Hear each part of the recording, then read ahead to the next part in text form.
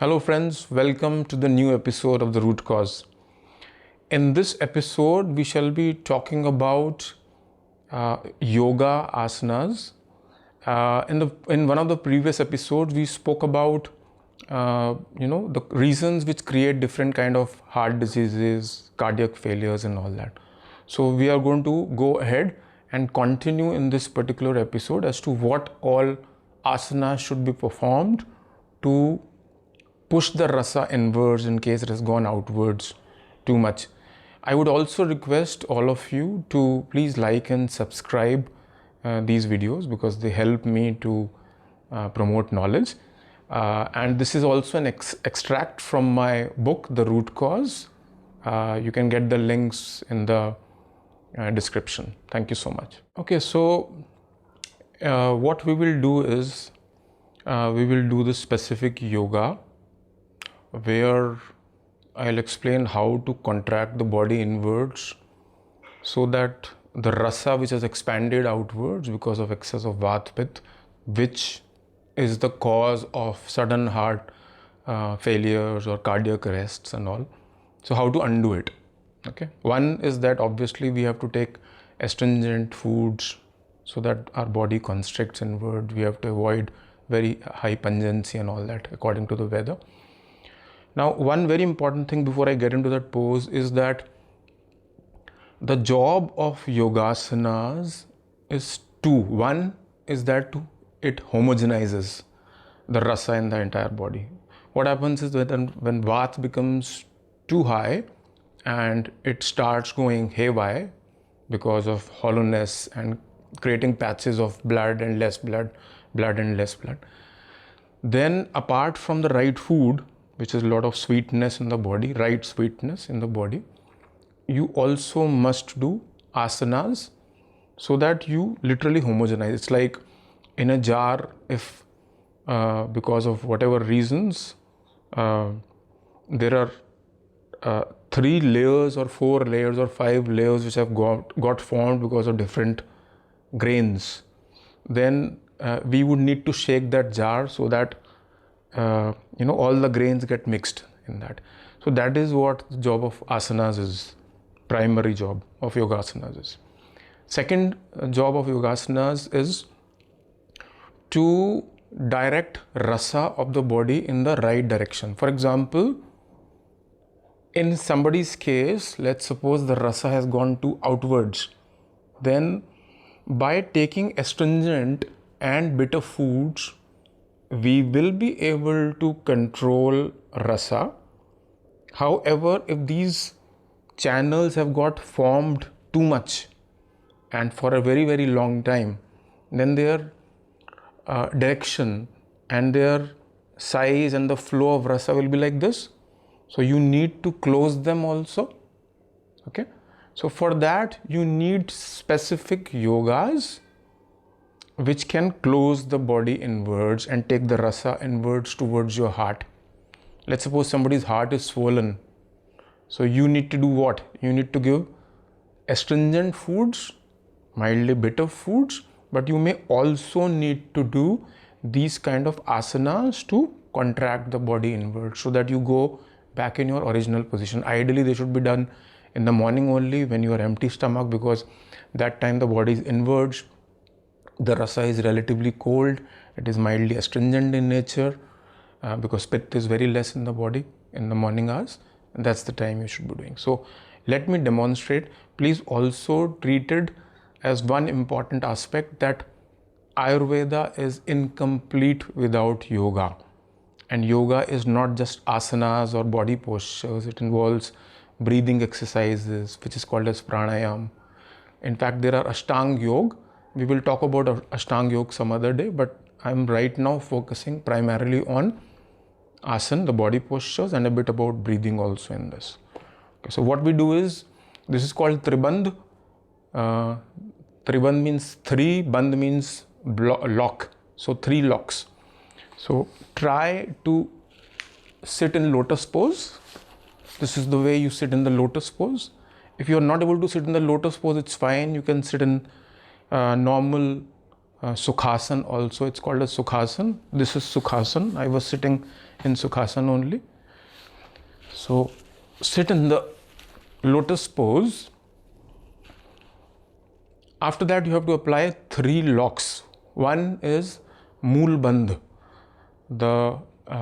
What you have to do in Mool Bandh is, Mool is the root, and you have to contract your rectum muscles and pull them up.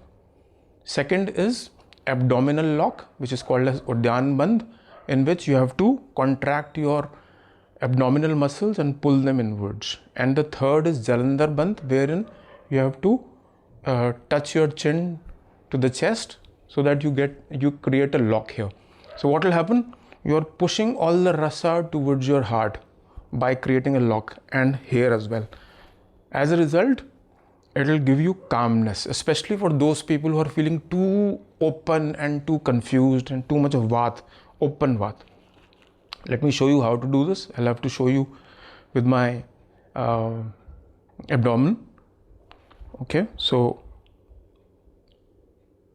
there are one more thing, is that it can be created in 2 ways. One is that you inhale, another is that you exhale and then create. So I'll be doing it in the exhalation pose right now. That's how it goes. I have pulled up my rectal muscles, which means root lock. I'm now creating the abdominal lock, Udyan Bandh. And now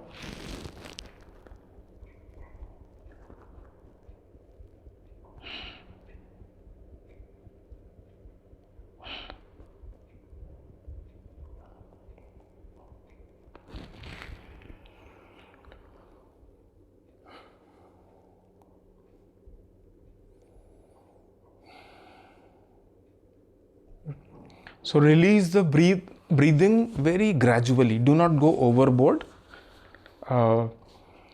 One thing that you must remember is that initially you have to do it, you have to increase the timings also, slowly and gradually only. If somebody has got constipation, then you should avoid doing root lock, because root lock means you are pushing rasa away from the rectum towards the upper intestines. So it may create constipation. You should avoid in that case. If you got piles, obviously you can't be doing this. If you got neck issues, spondylitis and all, you can't do it. If after doing this you feel a bit of pain in the neck, maybe the next morning or the same day and all, then you can avoid doing this lock. It may happen because if the rasa is very, very cold in the body and everything goes inwards, then your peripherals are not getting enough blood. It will save your heart, definitely, but the peripherals will not be getting enough blood. Then there are a lot of other things. So let me explain you some more things. I explained you the breathing. Ideally, it should be done with exhalation so that you take all the rasa towards the core. Another thing is that when Vata remains high in the body for too long, not Vata Pitta, but Vata remains high in the body for too long, then it sticks all your layers. For example, during winters, when you feel cold on your skin, the layers on the skin start sticking with each other. As a result, the blood is not able to pierce through your skin. That's the time you should be applying oil and all. But in case you have taken beta blockers, suppose if you have taken beta blockers, they reduce the pumping of the heart, whose job is to open like this. Now, if it is not doing it properly, then what will happen? Your layers will not get formed properly. They will remain stuck. As a result, if you breathe in, then the entire layer which has got stuck with on the set of layers, they've got stuck with each other. When you inhale and exhale, they will all go out and they will all come inwards. But oxygen will not be able to supply, or the blood to all the layers because they are too closely stuck inwards. And that is the time when mantras come into play. For example, if somebody has been taking beta blockers for a long time, then they may need to recite mantras to open different layers which have got stuck. Okay, so when you will do humming sound with special focus, these are called as Bij mantras. We will talk about these Bij mantras in some other video, but these Bij mantras will open your layers like this. Okay, so they'll undo the effect of the constricted heart. In beta blockers, one more thing is that we must do acupressure specifically of the heart point, so that heart starts pumping. However, when you are giving instructions to the heart much later after taking beta blockers for a long time, then by the time your channels have or the skin or the layers inside your body have already become very, very shrunk and they are sticking to each other, that time acupressure alone will not work, because that will not be able to expand your layers. That is the time mantras also come into play. Okay, so that much about yoga in this particular video. Please remember, Ayurveda never, if you look at the definition of Ayurveda, it never says that it is only about herbs. If you talk about Sushruta Samhita, it says a good healer is the one who knows many sciences of medicine. That's why even asanas, acupressure, pranayam, they all are part of Ayurveda. Look at the definition of Ayurveda. It says Vedas, the knowledge, compendium of knowledge, which are meant for a good, long, blissful life. It does not say it is about herbs only.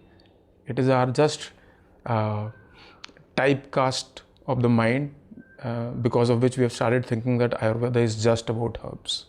So yoga also is an essential part of Ayurveda, and make it a habit. The way every medicine is not meant for every person, different folks, different strokes, same goes with even yoga asanas. In fact, yoga is not the right word. Yoga is just yoga is a Sanskrit word which means any act or combination of acts. It is yogasanas. Asana means postures. So yogasana, bodily postures. So for example, if somebody is a Pitta personality, you can't expect that person to do too much of Surya Namaskar. Surya Namaskar is a set of 12 poses which are performed. Similarly, if a person has got high Vata, that person must be doing Surya Namaskar, but not in excess again. Surya Namaskar again during winters is essential almost for every constitution, but during summers a Pitta person should never do Surya Namaskar. It's a big mistake that you will find many yoga teachers asking people to do 50 Surya Namaskars, and that too without understanding the constitution of the person. Okay, that's all for this particular episode. Thank you so much. God bless.